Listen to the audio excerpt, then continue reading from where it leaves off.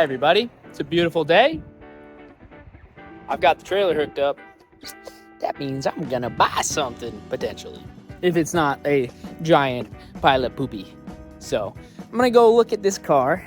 It's something I have already. Is it in better shape? I have no idea. I'm just really good at talking to people on Marketplace. I knew this lady was gonna get absolutely blown up when she posted it for that price, which I will go into what I'm buying and how much I'm paying after I pick it up. If I pick it up. So this could be filmed for nothing. You never know. I could just be buying nothing. We'll see. So I'm gonna go for a drive. It's about 50 minutes away. So maybe I'll be leaving with something. I'll let you know. This tire has 2 nails in it, and it's also seen better days. So just gotta do one more trip, little buddy. Wish me luck. I'm gonna go grab a couple things. Probably a jack, maybe some tools, headlamp, kind of check things out a little bit, and then hopefully this thing's not a pile of junk.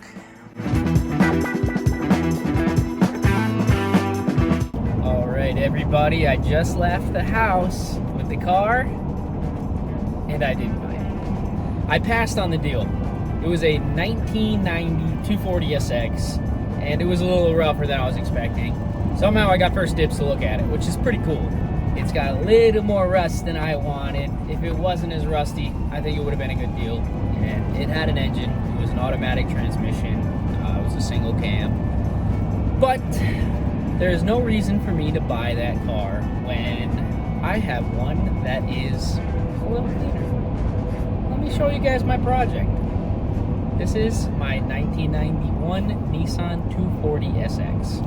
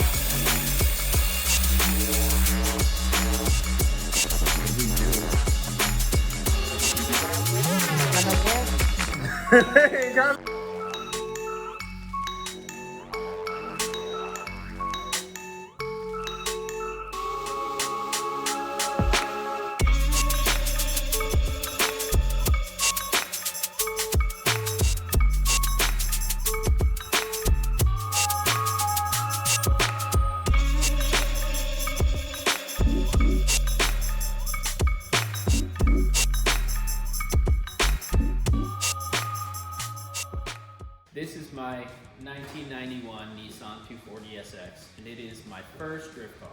Technically, that Miata was my first drift car. I did 2 events in it, and then it kind of got retired once I picked this thing up. So, I've got a lot to do to this thing. Let me get all this stuff off of it and show you some stuff that I've done already.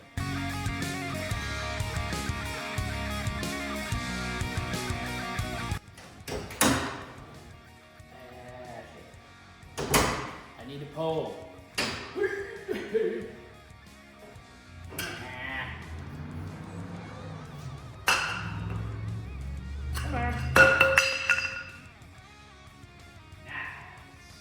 This is my 240SX. It is a stock KA24DE engine that I rebuilt, kind of.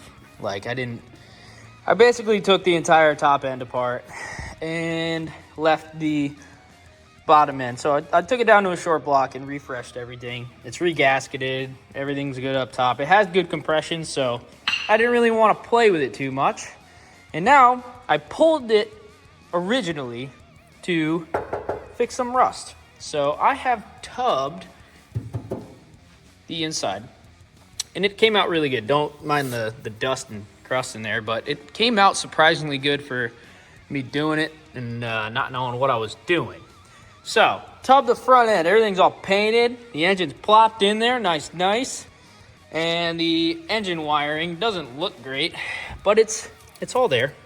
And this car ran one time, and let me show you why it's not running now. So, we have wiring here, right? This whole mess of wires back here used to be in the engine bay. This is the chassis harness, and normally comes through the firewall, around through the fender, in through this hole, up here, around here, There's fuse boxes, goes through the front, more fuse boxes, out this thing, through the firewall, and back into the car. And that's what this entire mess of wires is. So, since I'm a little ambitious and kind of dumb, I don't want to put the wiring back in here. Not only is there not enough room for it, I just think it'll look a little bit tidier. Because like right now, don't look too bad.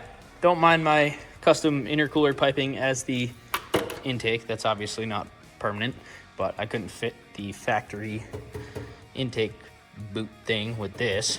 So what I have to do, take all this wiring, get rid of a bunch of stuff that I don't need, tuck it on this bar here, kind of lay it out, figure out what I need, lay it out here somehow, shorten some wires, run wires up for the headlight, radiator fans, I think.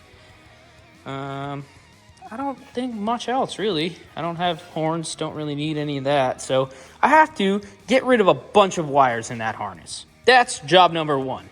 Second job is the one time I did start it, with the wiring kind of laid out, it leaked profusely from the metal fuel lines. So the gas tank is out of the car. There's no gas tank in there right now. See, big spot for a gas tank. And I am going to run AN lines from the back all the way to the front. Probably do that in 3 sections. We'll have one little section, then a middle section, and then another section up front to kind of make it so it's serviceable and I can get to fuel filters, and if I ever need to drop the gas tank or anything, be able to get to that. It needs wiring, it needs fuel lines, and a gas tank installed.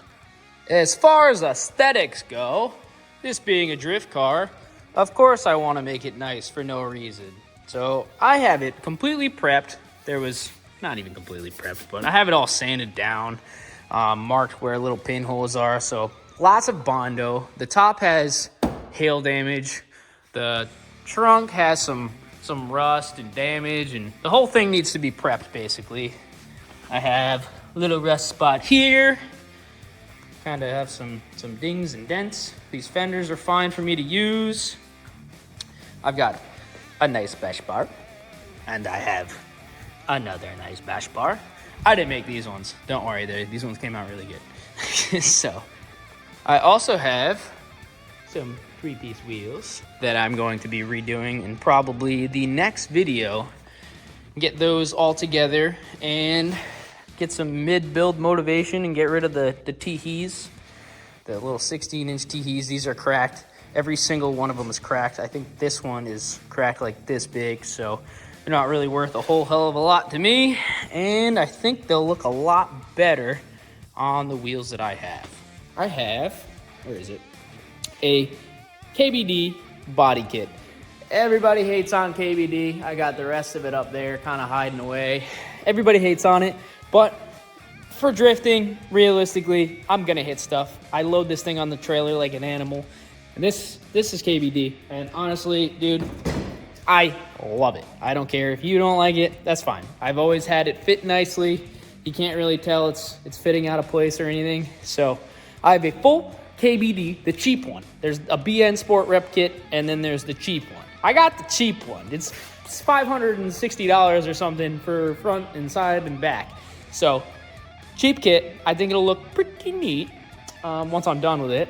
I also have the Mustang spoiler hiding in here somewhere. Yeah, the little green thing here. I have a Mustang GT spoiler that I'm going to put on.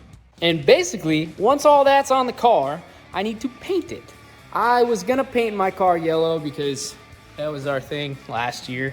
But realistically, I think keeping it an OEM red is gonna save me so much time and so much headache. So I'm gonna stick with the OEM Nissan red color with the body kit, the wheels, the spoiler, probably keep stock fenders, no over fenders. I have some, but I changed my mind. Not gonna do those.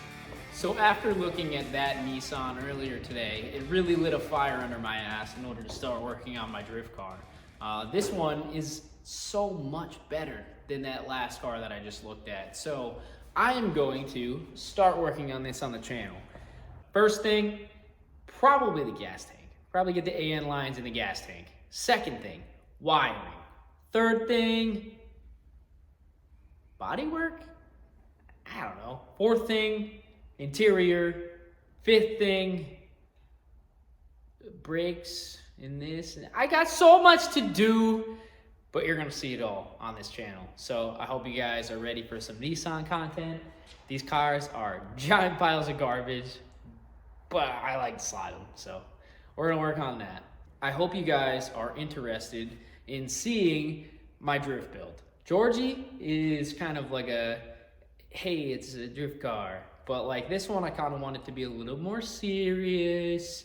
Want everything to turn out decent. It's not gonna be fancy drift car. It's just gonna be a simple seat time grassroots car with a KA, maybe a turbo. I have a turbo kit too, so we'll see. But I hope you guys want to see some of that. All right, everybody, like, comment, and subscribe, and I will see you later. Ow.